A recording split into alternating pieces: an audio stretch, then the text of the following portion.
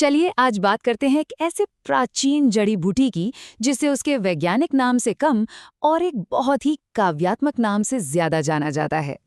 सदियों से इसके चमकीले लाल फूलों की वजह से इसे एक नाम मिला, अग्नि पुष्प। जी हाँ, फायर फ्लावर। ये सिर्फ एक नाम नहीं है, ये इसकी पूरी पहचान है। संस्कृत में तो इसके हर नाम में एक कहानी छिपी है। सोचिए, वहनी पुष्पी यानी आग जैसा फूल, अग्नि ज्वाल मतलब आग की लपट, और फिर धातु पुष्पी, इसका मतलब है ऊतकों यानी टिश्यूज का फूल। ये नाम सिर्फ दिखने में कैसे हैं ये नहीं बताते, बल्कि शरीर पर इसके जबरदस्त असर की तरफ भी इशारा करते हैं।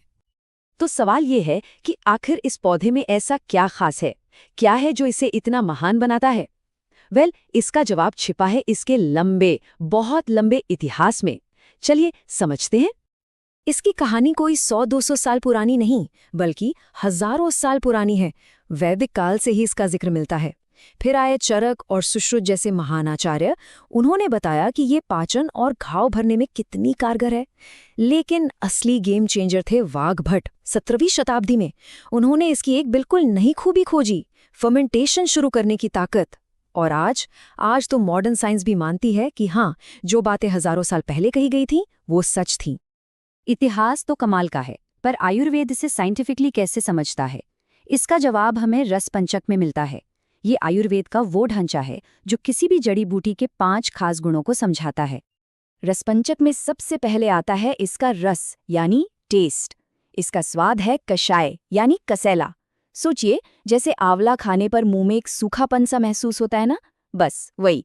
और यही गुण शरीर में किसी भी तरह के अतिरिक्त बहाव को, चाहे वो दस्त हो या ब्लीडिंग, उसे रोकने का काम करता है। स्वाद के बाद आती है इसकी वीर्य यानी तासीर, और वो है शीत यानी ठंडी। अब इसकी ये ठंडी तासीर शरीर के अंदर की गर्मी, जलन, इन्फ्लेमेशन, इन सबको शांत करती है। इसीलिए ये बढ़े हुए पित्त दोष को कम करने में इतनी असरदार है। अब यहाँ एक बहुत ही दिलचस्प, एक तरह का आयुर्वेदिक पैराडॉक्स सामने आता है। एक तरफ इसकी तासीर ठंडी है जो गर्मी को शांत कर रही है, लेकिन दूसरी तरफ इसका विपाक यानी डाइजेशन के बाद का असर वो कटु यानी तीखा है, और ये गहरे टिश्यूज में मेटाबॉलिज्म को बढ़ाता है। मतलब एक ही पौधा, ठंडा भी और गर्म भी। कमाल है ना? और इसकी एक और खास अनोखी शक्ति है जिसे कहते हैं प्रभाव। ये वो खूबी है जो इसके बाकी गुणों से बिल्कुल अलग है। जैसा कि भाव प्रकाश निघंटू में लिखा है, अगर इसे ज्यादा मात्रा में लिया जाए तो ये नशा भी कर सकती है। ये इसकी अपनी एक अलग ही पहचान है। तो ठीक है, हमने इसके गुण तो समझ लिए, पर असल में ये काम कैसे आते हैं? चलिए देखते हैं इसके कुछ सबसे जबरदस्त उपयोग। इसके फूलों में करीब करीब 22% टैनिन होता है। अब ये सिर्फ एक नंबर नहीं है, यही हाई कॉन्सेंट्रेशन इसके पावरफुल एस्ट्रिंजेंट यानी चीज़ों को सिकोड़ने और ठीक करने वाले गुणों का साइंटिफिक रीज़न है। इसका एक बहुत ही सटीक उदाहरण हमें सुश्रुत संहिता में मिलता है। आचार्य सुश्रुत ने बताया था कि फ्रैक्चर के साथ अगर कोई घाव हो तो धातकी, लोध्र और प्रियंगु का लेप बनाकर लगाओ। इससे न सिर्फ घाव भरता है, बल्कि हड्डी और आसपास के टिश्यूज भी तेजी से जुड़ते हैं।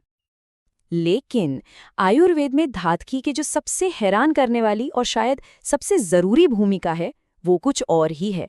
क्या आप जानते हैं कि आयुर्वेदिक वाइन, या जिसे हम आसव अरिष्ट कहते हैं, उसका राज क्या है?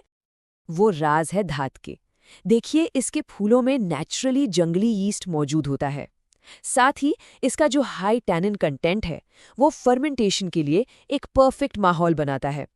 दशमूलारिष्ट जैसे सैकड़ों आसव, अरिष्ट जो इतने पावरफुल हर्बल टॉनिक्स हैं, वो असल में धातकी के बिना बन ही नहीं सकते। यही फर्मेंटेशन प्रोसेस को किक स्टार्ट करती है। तो ये सारा प्राचीन ज्ञान सुनने में तो बहुत बढ़िया लगता है, पर सवाल ये है कि क्या आज की मॉडर्न साइंस इसे मानती है? चलिए इस गैप को भरते हैं। यहाँ देखिए, ये कितना क्लियर है। आयुर्वेद कहता है व्रणरोपण यानी घाव भरना। साइंस कहती है हाँ, इसमें एलर्जिक एसिड है जो टिश्यू रीजेनरेशन करता है। आयुर्वेद कहता है स्तंभन यानी कसैला गुण। साइंस कहती है बिल्कुल, इसमें 22% टैनिन जो है। ये प्राचीन ज्ञान और आधुनिक विज्ञान का एक परफेक्ट मैच है। तो ये साफ है, धात की सिर्फ एक आम जड़ी बूटी नहीं है, ये तो आयुर्वेदिक फार्मेसी की नींव का पत्थर है। एक ऐसा टूल जिसकी कीमत 3000 से भी ज्यादा सालों से समझी जा रही है। और ये हमें सोचने पर मजबूर करता है कि ऐसे और कितने प्राचीन रहस्य हैं जो हमारी आंखों के सामने ही हैं और बस इस इंतजार में है कि विज्ञान उन्हें फिर से खोज निकाले।